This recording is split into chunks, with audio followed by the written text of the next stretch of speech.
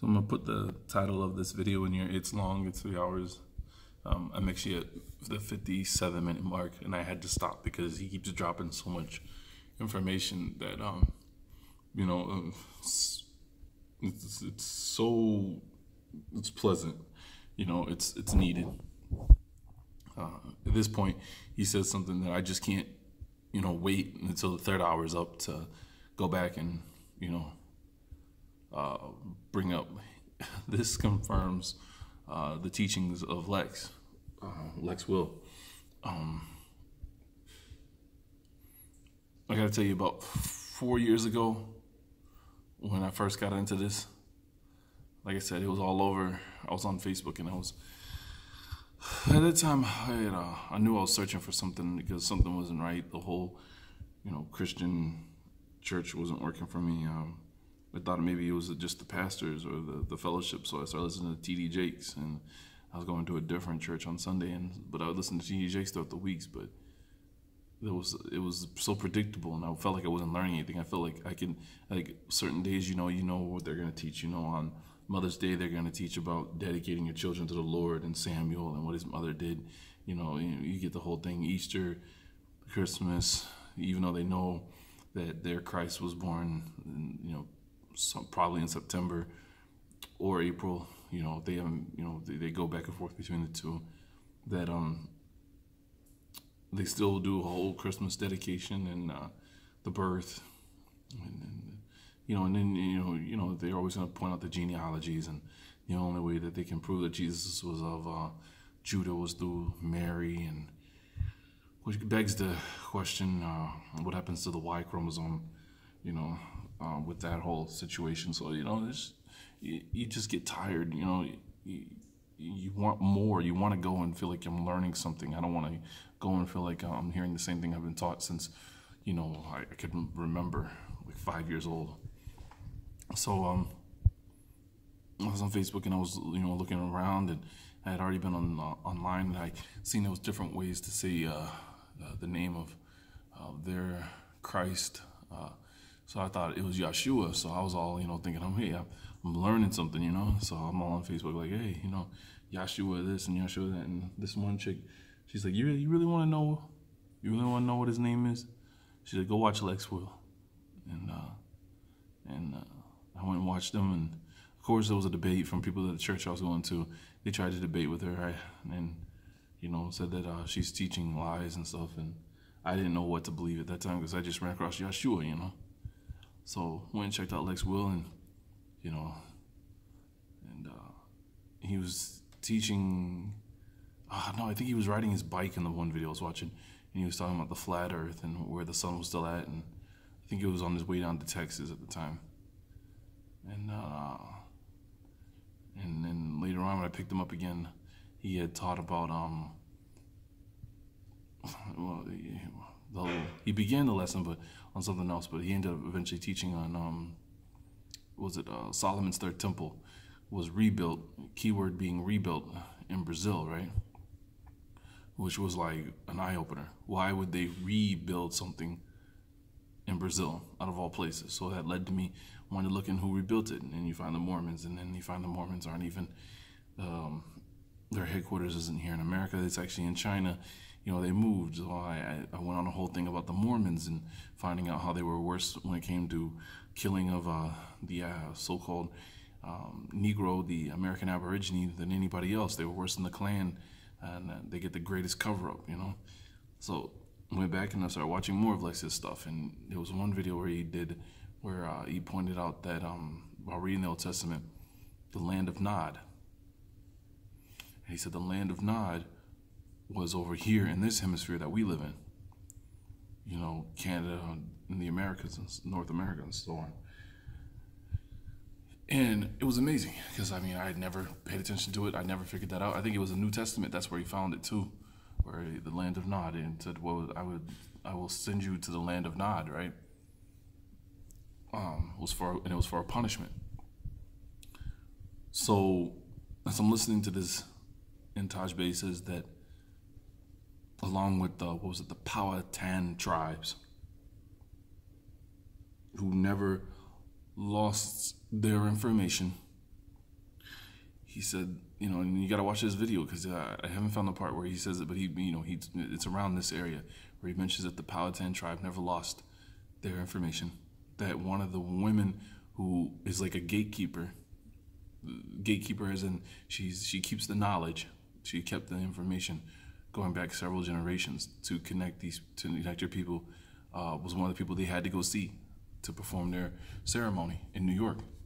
But I want you to hear what he calls New York, the New York area. Listen to this.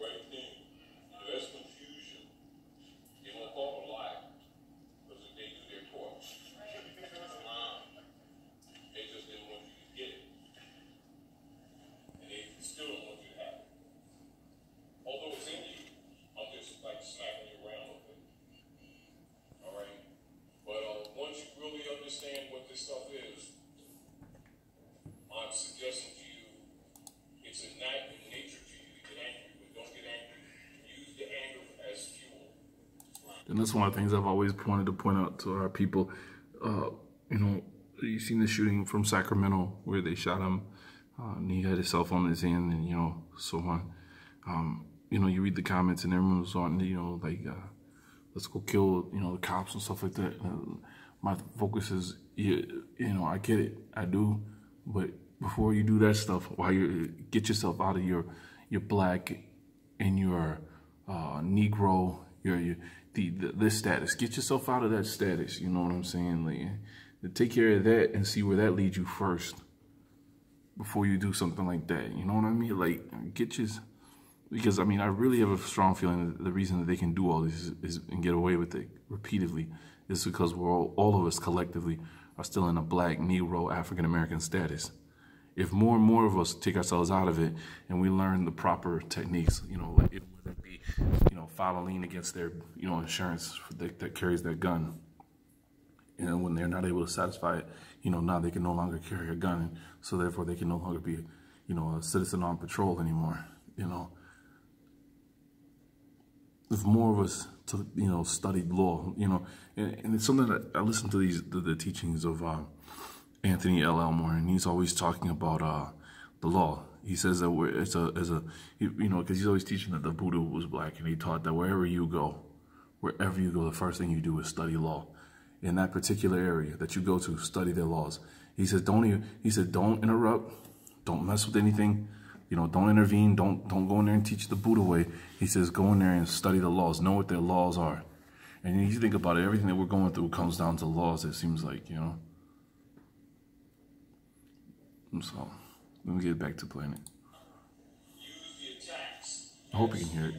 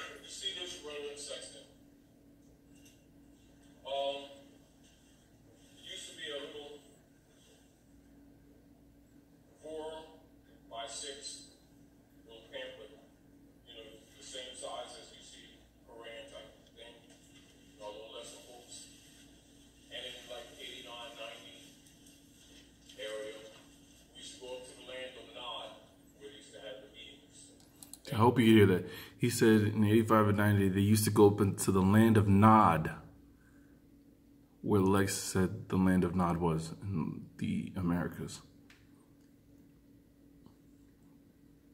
I know I went through all that. I really want to go back to it. I hope you can hear it again.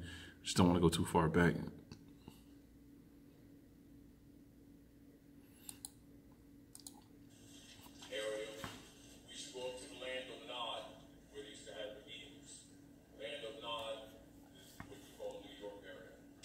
Land of Nod is what you call the New York area.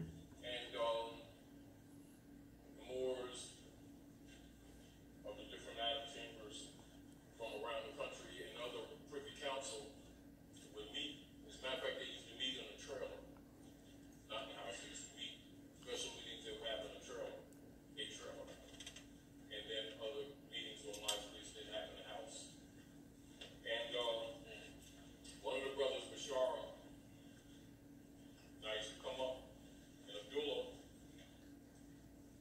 I used to go up to New York, and many of you may have known her, Sister Rashida. That's what I'm talking about, Sister Rashida. Dolls in the museum. She's got a lot of awards for that. She's a Siyara of the Order of the Great Seal, Islam. You know, and she is one of the master astrologers who teach master astrologers who teach other master astrologers. Islam. Clear?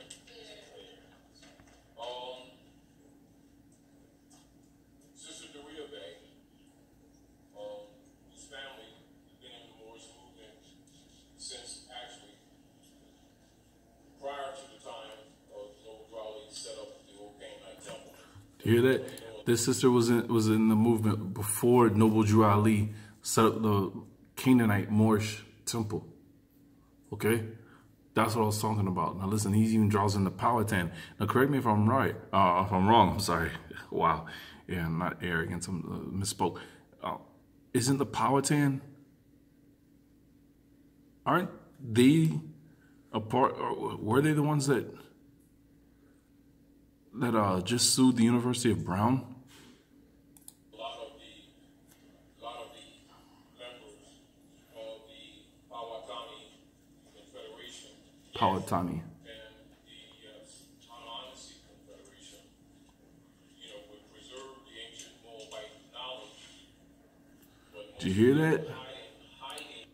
They preserved the knowledge and hid it. They themselves stayed in hiding with the knowledge of the Moors and the Moabites.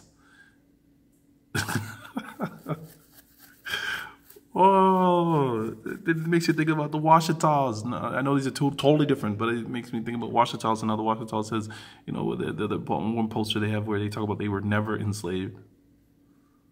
They were never, oh man.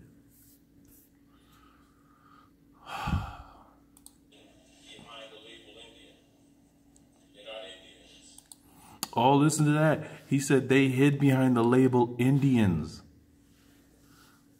The Powhatani and the other one he mentioned were hiding behind the label Indians, and he just said they are not Indians. There's a label Europeans put on Moors. Keep this in mind, but many of them preserve culture. She gave me a copy of the Quran and a questionnaire, of course, when I went in. All right, so the other thing. Let me see here.